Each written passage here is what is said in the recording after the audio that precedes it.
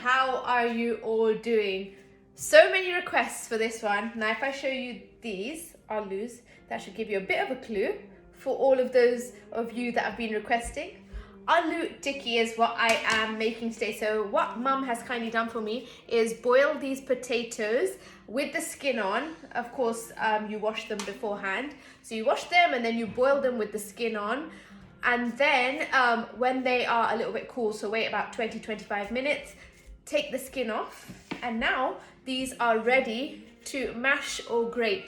Now I have a little secret. I always grate my potatoes because mum's always taught me that the texture of the tikki, or whether you make a potato cake, whatever it is, retains and is much better that way if you grate it. Same with mashed potato as well. So I've learnt this from mum. So I'm going to go ahead and I'm going to grate my potatoes to begin with. These are not so cool, but they are warm.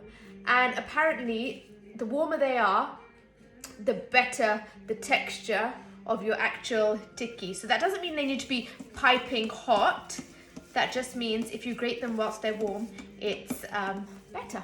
So I'm going to go ahead and grate all of these potatoes.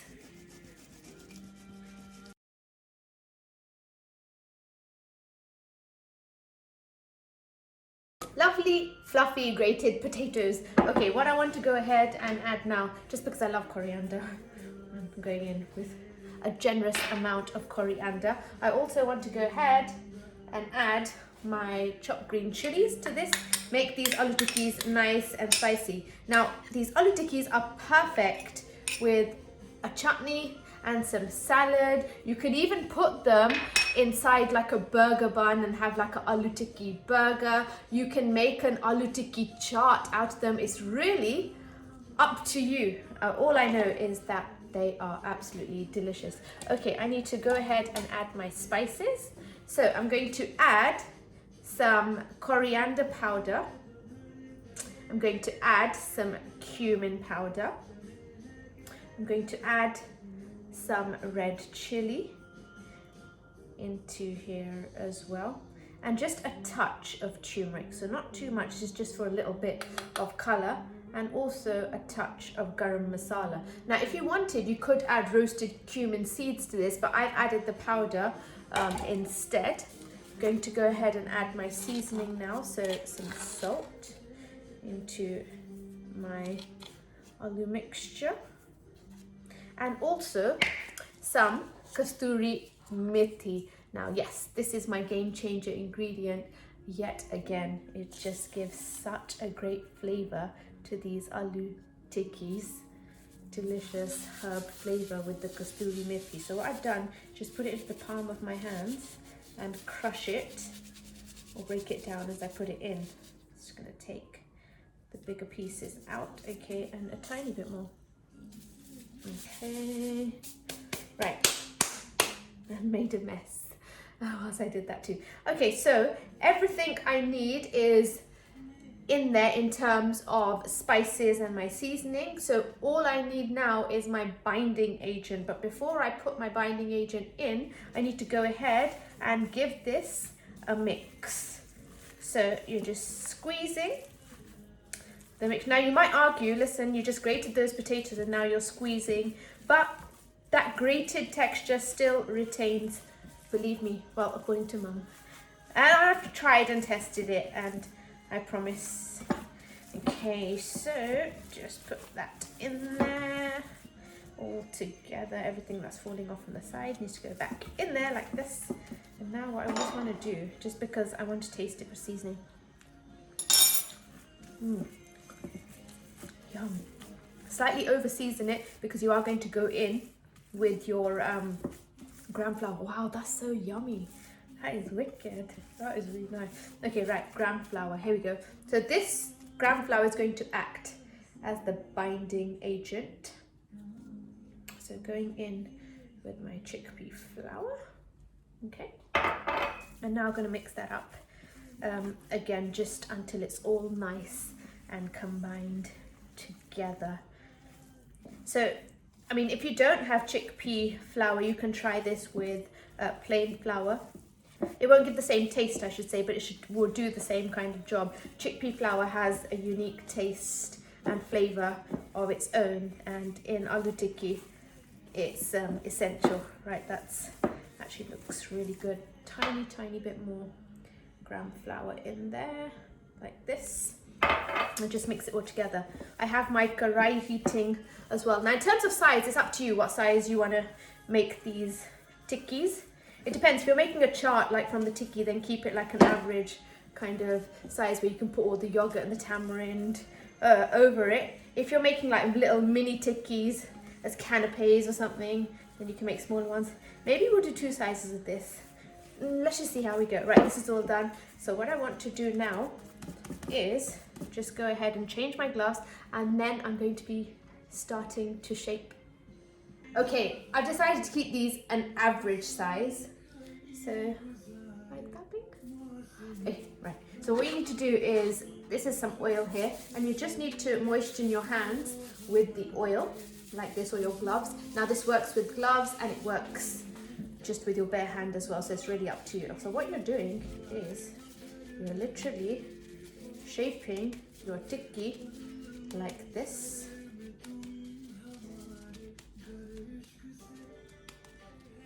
Just using your hands to shape, make it nice and smooth. And that is your tikki. And then you're putting it onto your tray or your plate like this. There you go, there it is. Okay, so I'm going to go ahead and do, let me show you another one actually before I do that. Okay, so I'll also weigh a tikki so you know how much that weighs, how much on average you're using for one, so that you know how many tikkis you're going to be able to make from this mixture.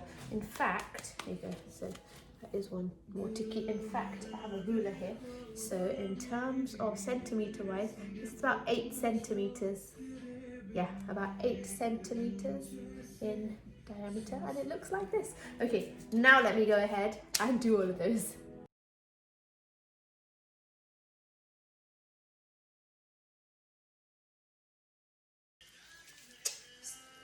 Perfect oil, right. Now, the challenge is lifting up your tikkis. So each time you lift one, you might just have to reshape it a little bit. So just kind of oil your hands again. So you're just getting your tikki and you're just reshaping a little as needed, and then you're just dropping into the oil like that. So get a tikki into your hand. I use a fish slice just to help, and then just perfect the shape and drop it in like that. And I think we should do about 3 at a time. So what I'm doing is just helping fish slice lift my tikki onto my hands like this. If it's really crumbly, if your tikki is really crumbly, that just means you need more besan in it, so you need more gram flour, but these are fine. Okay, so let's deep fry 3 to begin with. It should take about 3 minutes. My oil is on not extremely high heat, but a good heat for frying, so about 180 is perfect. And you just want to make sure these don't stick together, and they haven't. It's perfect. And now, oops, right. So let me show you how they're looking so far. Wow, they're looking good. Woohoo! Look, guys. Okay, let's give these a few minutes. I actually timed this. This actually took a little bit under 3 minutes, so like 2 minutes, 40 seconds, or 2.5 minutes, and they're perfectly cooked. Look. Ah! Okay, right. Let me take my tikkis out. Wow, look at these. Woohoo! All right, that one is done as well. And you know, when they're nice and golden and crispy like this, they are perfectly cooked. How good would these be in an aloo tikki chaat? Now in our one, we do add chickpeas at the restaurant, but in my chaat, like at home, I just add the yogurt and the tamarind. Actually, I think I should do a chaat recipe, because I know that's going to be the next thing that you all request. Guys, that's how simple and how easy it is to make aloo tikkis. I'm going to go ahead and do the other ones, and then I'll show you them all. And then I can taste too. Time to turn the heat. Oh, these are perfectly cooked.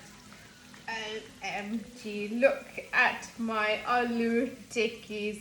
You know, I think I might save some of these and do an aloo tikki chaat tomorrow. Yuck. Oh my goodness, guys, look. Wow. So good. Delicious. Okay, right. Oh, now I just need to taste that baby one. I want to taste that one. Guys, look at this. Right, let me show you. Oopsie, I left one in. Oh, my baby one, I left it in. Oops. Okay. Right, let me just take this out. Okay, right. Just put this there. Guys, look at my delicious aloo tikkis. How good are these? Crispy or delicious. Okay, right. So I want to taste this, but it's going to be a bit hot.